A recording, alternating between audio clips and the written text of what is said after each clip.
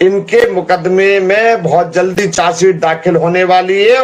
मोमिन जी ने जो उनको पहले नोटिस जारी किया था, नोटिस जारी करने के बाद में इन्होंने कोई जवाब नहीं दिया, तो लाजमी है कि वो कोर्ट के अंदर सूट फाइल करेंगे। तो प्रोसीडिंग नेक्स्ट डेट पर आपको सारी पता पड़ जाएंगी जनाब। और मैं बता रहा हूं आपको कि इस मुकदमे में तलबी इनकी होगी जरूर।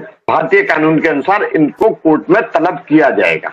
सीमा की ठुकाई की वीडियो तो आपने देख ली होगी, और सीमा की ठुकाई की वीडियो जो सीमा के भाई साहब एपी सिंह और सीमा जी दोनों ही उनको नकार रहे हैं कि हमारे साथ में ऐसा कुछ नहीं हुआ, हम तो बहुत प्यार करते हैं। और उनके भैया जी भी आ गए कि नहीं, सीमा के साथ कोई मारपीट नहीं हुई। पर लेकिन मैं साफ कह देता हूं कि सीमा के साथ मारपीट, और यदि एपी सिंह उन बातों को झुटला रहा है तो मैं बता रहा हूं कि उसका कोई सीमा से कोई हो सकता है कि पुराना जमाने का कोई मतलब जन्म जन्मांतर का उसका कोई संबंध हो। भाई तो मैं नहीं मानता उसको। और दूसरी बात जो ये कह रही है कि जो आपने कहा, मैं नहीं कहना चाहता कि कुत्ते को खिलाना। एक वीडियो और देखी थी मैंने, बंदर को भी खिला रही है वो तरबूज। तरबूज नहीं खिला रही है वो तरबूज के छिलके खिला रही है बंदरों को। और जो सीमा ने उस वीडियोज में, उसकी वीडियो मैंने पूरी देखी थी, उसकी मैं कड़े शब्दों में निंदा करता हूं। यदि भारत का कोई भी नागरिक जो सीमा के इन कृत्यों के विरुद्ध है,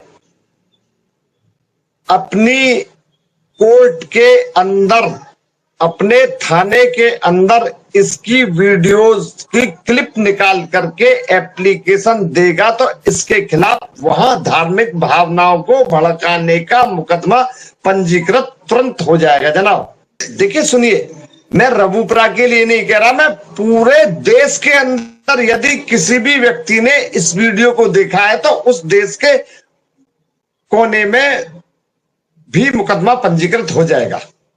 शायद जी मैं दर्जनों की तो नहीं कह रहा, पर कोई व्यक्ति एक भी कर देना, उसमें इनके सारी चूल्हे हिल जाएंगी, इनकी चूल्हे हिल जाएंगी इनकी। एक व्यक्ति तो करे कोई। मैं कह देना चाहता हूं जो मुझको सुन रहे हैं, यार मेरे पास आ जाइए कोई भी। माननीय उच्च न्यायालय और माननीय उच्चतम न्यायालय द्वारा यदि गाइडलाइंस जारी होती है किसी मुकदमे के लिए, तभी सूट जल्दी निर्णय पर पहुंचेगा। और यदि उसमें कोई गाइडलाइन वगैरह नहीं है तो जो रोजमर्रा के मुकदमे होते हैं उसी के तहत ये मुकदमा चलेगा। यार कुत्ते को मैं कुत्ता ना कहूंगा तो उसको क्या वो कह दूंगा शेर? यदि कुत्ते को मैं कुत्ता ना कहूंगा तो उसको शेर कह दूंगा मैं। सीमा ने अपने स्टेटमेंट में कहा था कि मुझको मेरे पिता कहा था, पता ना दादा कहा था, उनकी मृत्यु हो जाने के बाद मुझको पूरे गांव वालों ने मुझे गांव से भगा दिया था। मैं सीमा से पूछना चाहूंगा, आपका ऐसा क्या कृत्य था जो आपको गांव वालों ने गांव से बाहर कर दिया? किसी भी अच्छे व्यक्ति को गांव से बाहर कतई नहीं किया जाएगा। मैं मानता हूं कि सीमा का कोई गलत कृत्य होगा जो उसको गांव से बाहर कर दिया गया जनाब। यहां तो सीमा जी कह रही है कि एक स्टेट मतलब उसी वीडियो में कहा गया था कि पाकिस्तान में तो बेटियां बेची जाती हैं, हैदर के पास यदि मेरी बेटियां चली गई तो वो उनको बेच देगा।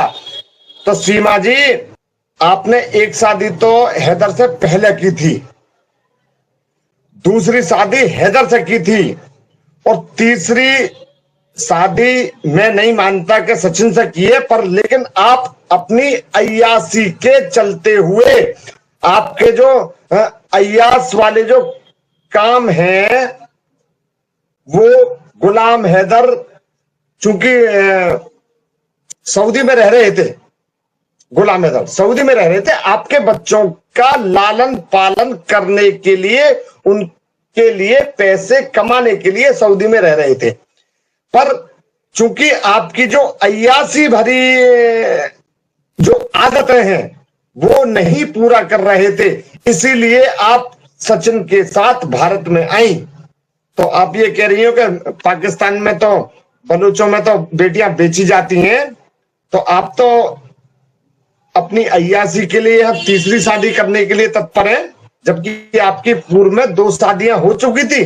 तो मैं बता रहा हूं कि सीमा के पास यदि ये चारों बच्चे सीमा के रहे तो उन बच्चों में भी सीमा जैसी ही आदतें पड़ जाएंगी।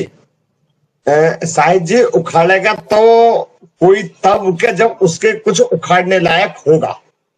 एक कहावत है कि जब गीदड़ की मौत आती है तो कहां भागता है? गांव की तरफ, गांव की तरफ भागता है। सीमा और सीमा के बच्चे चार्जशीट दाखिल होने के बाद में बहुत जल्दी वापस पाकिस्तान में डिपोर्ट कर दिए जाएंगे। और ये जो सीमा जी कर रही है ना, कि एक आपने वीडियो देखी होगी कि मोदी जी की तस्वीर को लेकर के अपने हाथों में मोदी जी तस्वीर ले रखी है और मोदी जी जिंदाबाद, मोदी जी जिंदाबाद। मोदी जी जिंदाबाद हैं और रहेंगे, पर मोदी जी जिंदाबाद किसी अपराधी को नहीं होने देंगे।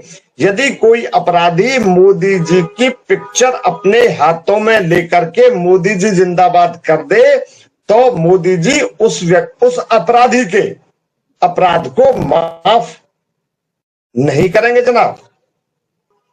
तो ये तो सब बेकार की बातें हैं, इन पर कतई भी किसी को भी ध्यान ना देना ही मैं अपनी सलाह देता हूं उनको। इस पर कोई ध्यान ना दे।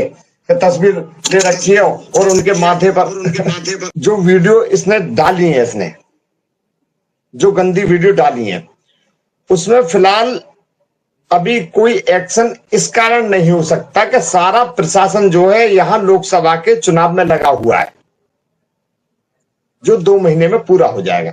और चुनाव हो जाने दीजिए जनाब, दूध का दूध पानी का पानी हो जाएगा। अभी मेरे उससे कोई दोस्ती नहीं है और उनसे नेत्रपाल से जो राफ्ता हुआ था, नेत्रपाल को मैं पहले से जानता था और उनसे कोई ऐसे रिलेशन नहीं है कि मेरे इस मुकदमे से पहले उनका मेरे घर आना जाना होता या मैं उनके घर आता जाता।